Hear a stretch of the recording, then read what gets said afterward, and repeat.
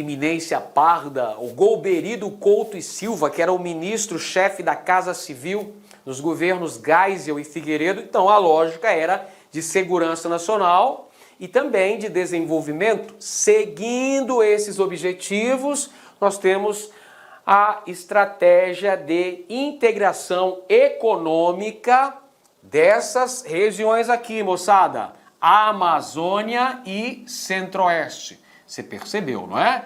Lógica de segurança, segurança nacional, segurança e desenvolvimento. Esta era a ótica dos governos militares. Perseguindo esse objetivo, nós temos uma política de colonização que vai se voltar para a Amazônia Legal. Vai atingir, então, a Amazônia e Centro-Oeste do Brasil. E esses projetos de colonização, pessoal, vão atrair o capital privado. Olha só, nós temos a participação do capital estatal, o capital nacional, e temos também a participação do capital particular, o capital privado. Tanto o capital privado nacional quanto o capital privado estrangeiro, com programas de desenvolvimento regional. Entre eles podemos mencionar o PIN, que eu já falei, o Plano de Integração Nacional, o ProTerra, o Polo Amazônia, o Polo Centro, o Polo Noroeste voltado para a região da Amazônia Legal. Percebeu que uma série de programas de desenvolvimento regional foram estabelecidos em Mato Grosso. Durante que período mesmo? Durante o final do governo militar, pessoal. Durante a década de 70 e a década de 80 em Mato Grosso. Olha só as características básicas desses programas. Na teoria, pessoal, era promover a reforma agrária, com aspas bem grandes, hein, pessoal? Uma reforma agrária, o famoso Miguel.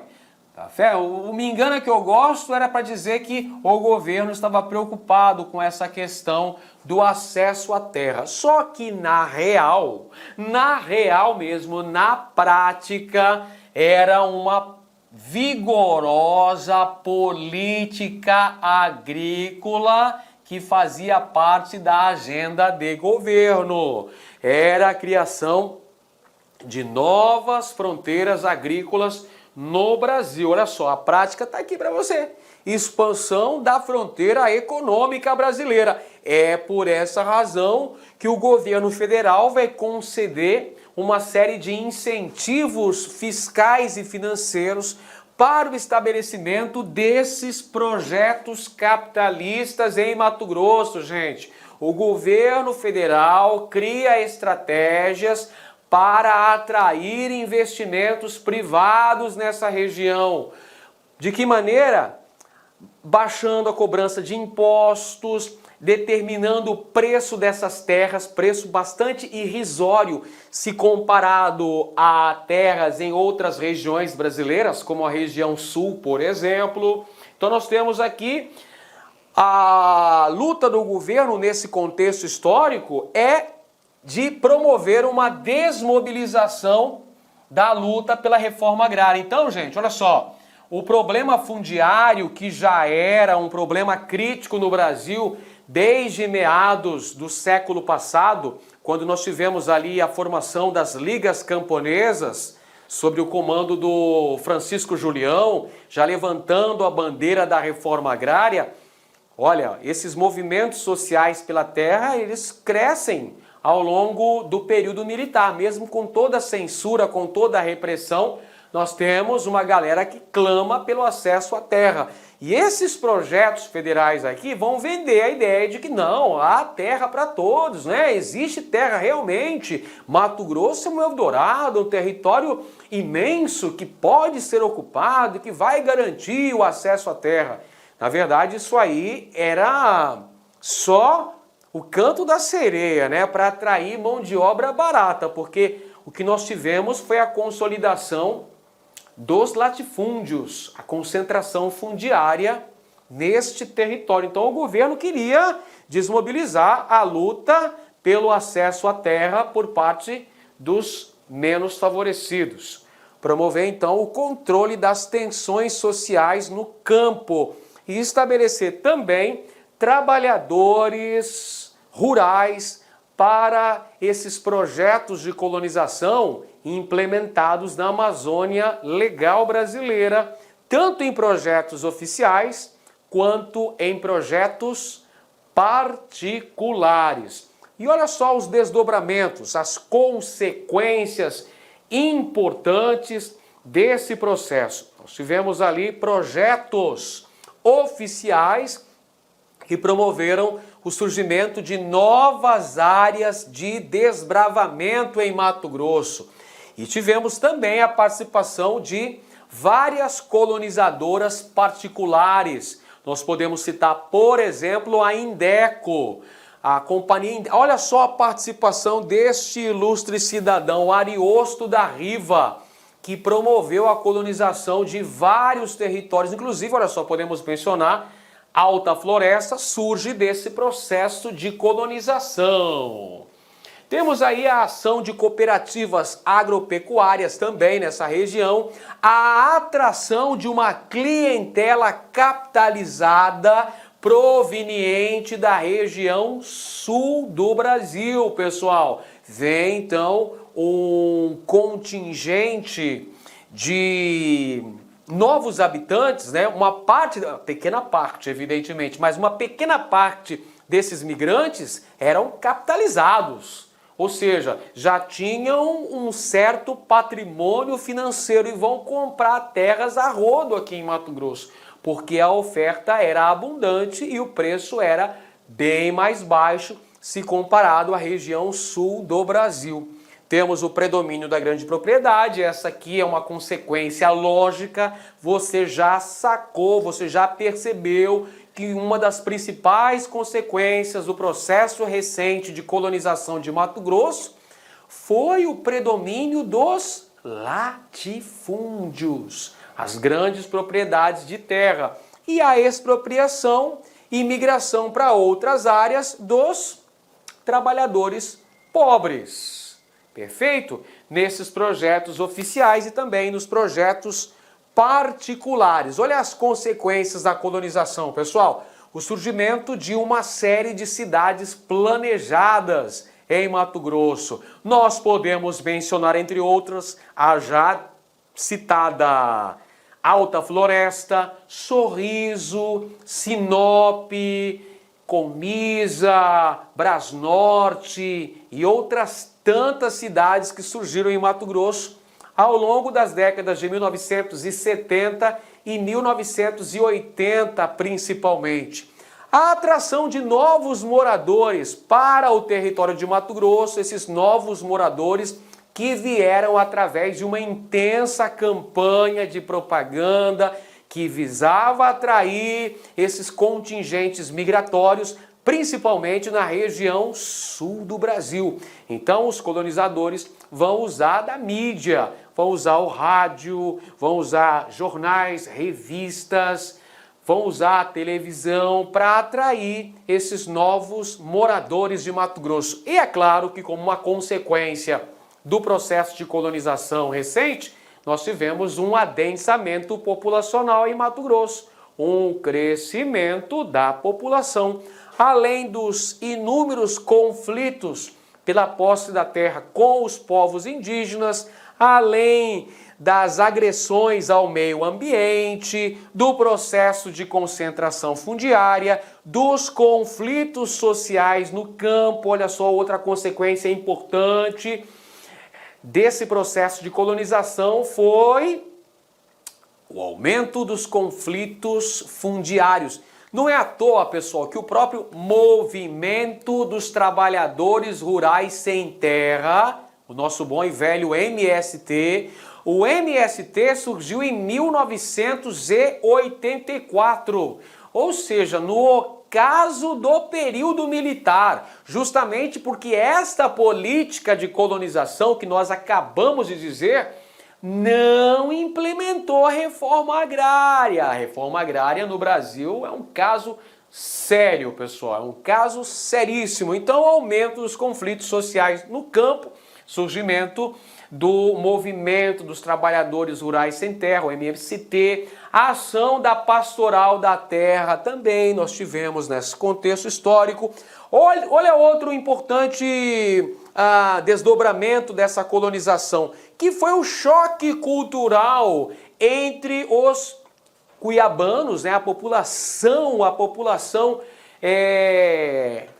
que já estava estabelecida em Mato Grosso, com os migrantes estes que eram chamados de paus rodados. Paus rodados era o termo pejorativo pelo qual o pessoal aqui da Baixada Cuiabana chamava os migrantes, sobretudo os sulistas, perfeito? Então há um choque cultural, há sim uma questão do choque em relação à identidade, porque esses novos moradores que para cá vieram, como por exemplo os sulistas e os nordestinos, eles traziam a sua bagagem cultural, a sua identidade cultural. Não é à toa que se formaram centros de tradição gaúcha, os famosos CTGs aqui em Mato Grosso, centros de tradição nordestina também. Então aí há até uma preocupação por parte de alguns setores das elites mato-grossenses,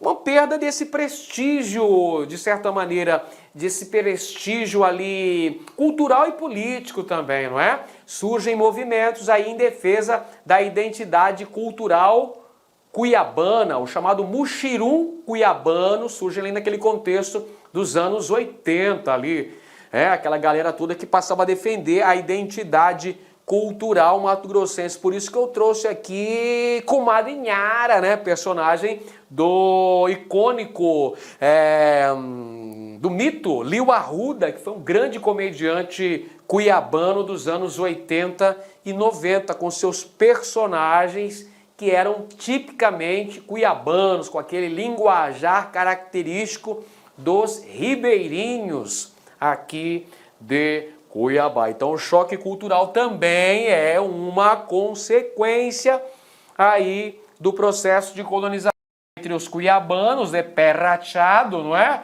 Cuiabanos de Chapecruz e os pau-rodados, que eram aqueles que vinham de fora. Não aguento mais ser chamado de pau-rodado, não aguento mais ser chamado de pau-rodado. Então os paus rodados eram os migrantes que vinham, sobretudo da região sul, nesses projetos de colonização.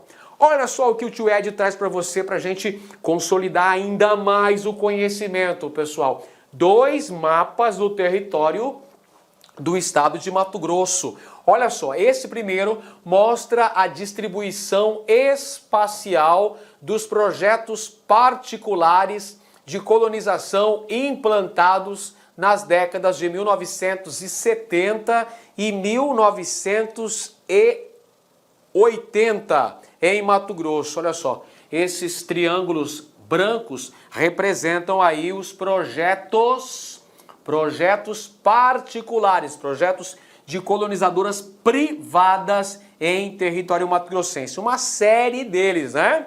E outro importante aspecto que o mapa também traz, pessoal, são esses eixos rodoviários que foram construídos aí neste contexto histórico para facilitar o deslocamento desses contingentes migratórios que vinham para Mato Grosso. Olha só, temos a BR-163, olha só a BR-163, importante para a ocupação de áreas como Sinop, Matupá. Nós temos a BR-364 também, a Cuiabá-Porto Velho, também importante nesse processo, a BR-070, não é? Todos esses eixos rodoviários contribuíram para o assentamento desses contingentes populacionais neste contexto histórico.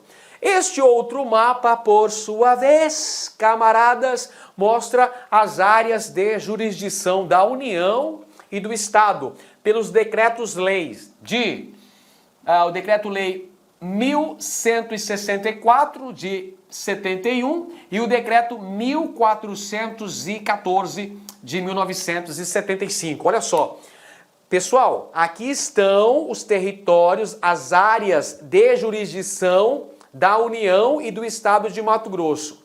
Olha só, essa porção aqui em verde é a área de jurisdição da União.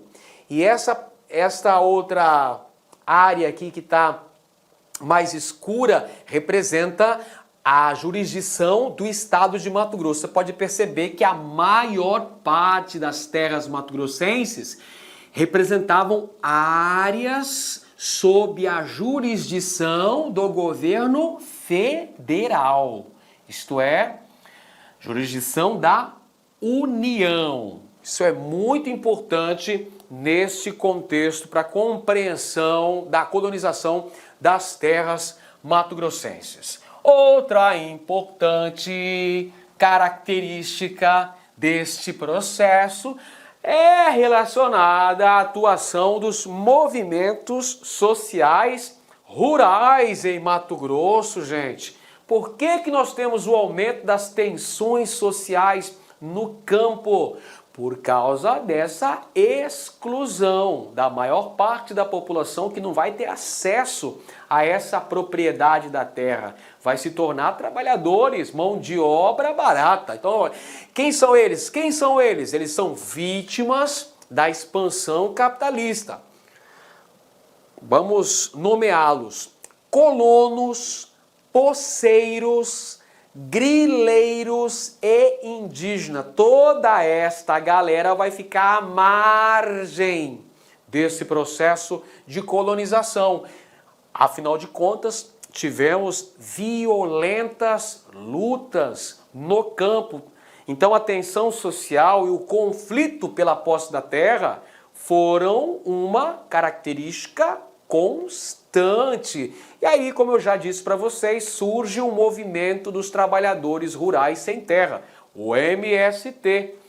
E nós temos também a atuação da Comissão Pastoral da Terra e a montagem de acampamentos desses sem terra à margem dessas rodovias. Essas rodovias que a gente mencionou agora há pouco, BR-163, BR-364, BR-070, e a invasão de propriedades improdutivas. O MST promovendo, então, invasões dessas propriedades como forma de chamar a atenção do governo e também chamar a atenção da opinião pública para o problema relacionado com a reforma agrária. Então nós temos aqui a ação de grupos de sem terra e também, mais recentemente, a atuação de grupos de sem teto aqui em Mato Grosso. Então mostrando mais uma vez que essa expansão da fronteira agrícola que deu uma nova fisionomia econômica para Mato Grosso, que consolidou o agronegócio, que é a principal atividade econômica do estado. Não podemos esquecer que é um processo também caracterizado por conflitos sociais pela terra, pessoal, onde os mais fortes, os grandes latifundiários, vão oprimindo aqueles desfavorecidos. No caso aí, os colonos, poceiros, grileiros e indígenas, vítimas desse processo de expansão do agronegócio. Você precisa ficar ligado, hein? Esse pode ser um tema para a prova que você está se preparando. Pode ser uma potencial questão de concurso. Consequências desse processo de colonização recente em Mato Grosso, que gerou uma série de lutas pela posse da terra, os inúmeros conflitos agrícolas em terras mato-grossenses. Vamos então, pessoal, vamos agora para a prática. Já tivemos a teoria, vamos então agora resolver uma bateria de questões sobre essa temática. Olha só, observe a figura abaixo. Este aqui é o mural da libertação, o reino e o antirreino, na igreja do Morro de Areia, em Santa Terezinha, interior de Mato Grosso. Olha só, você pode perceber aqui, ó, o Cristo, um Cristo já um Cristo diferente do convencional, não é mesmo? Defendendo aqui os trabalhadores rurais diante do avanço do antirreino. Olá, meus amigos, minhas amigas, sou o professor Lac. Inicialmente eu quero pedir licença aos seus estudos, mas essa videoaula do YouTube é uma videoaula demonstrativa, é uma videoaula demonstrativa. Para quê? Para que você conheça os nossos professores, para que você conheça os nossos cursos aqui da Lá Concurso. A Lá Concurso é uma empresa matogrossense, uma escola cuiabana, prepara você para concursos públicos aqui do estado do Mato Grosso e também do Brasil todo. Mas nós somos especialistas em concursos aqui do nosso querido estado do Mato Grosso. Até porque que nós somos uma empresa cuiabana. E claro que nós aqui da Lá Concurso nós preparamos aí um rol de cursos online específicos para o concurso da Prefeitura de Itiquira. Específico, você vai encontrar somente aqui na Lá Concurso. E papo reto, garanto para você, se você estudar, né, com bastante dedicação, com determinação, cumprir todas as nossas orientações pedagógicas, garanto para você que você ficará muito competitivo para o concurso de Itiquira. Então vem comigo, edital publicado, nossos cursos a partir de 10 parcelas de R$ 25,00, acesso imediato, porque as nossas videoaulas, grande parte delas já estão gravadas, já estão disponíveis na área do aluno. A banca é a Universidade Federal de Goiás. As inscrições vão do dia 6/9 até o dia 5/10 e a data da prova no dia 23/10 de 2022. Professor, rapidamente, quais são os nossos cursos? Preste atenção, tá? Preste atenção, aqui ainda faltou técnico em enfermagem, tá? Temos aqui nível superior, conhecimentos comuns 10 de 25, analista administrativo 10 de 35, analista jurídico 10 de 35, auditor de controle interno 10 de 35, contador 10 de 35, enfermeiro 10 de 35, faltou aqui, tá, o técnico de enfermagem também que é 10 de 35, professor conhecimentos comuns, área pedagógica, nível médio e técnico de informática, 10 de R$30 aqui. Então, esses são os nossos cursos online. Cara, gostou? Quer continuar assistindo essa videoaula? Quer ver melhor? Vem fazer o nosso curso completo aqui da Lá Concurso por apenas esse investimento. Cara, não tem como ficar de fora. Vem estudar conosco aqui na Lá Concurso.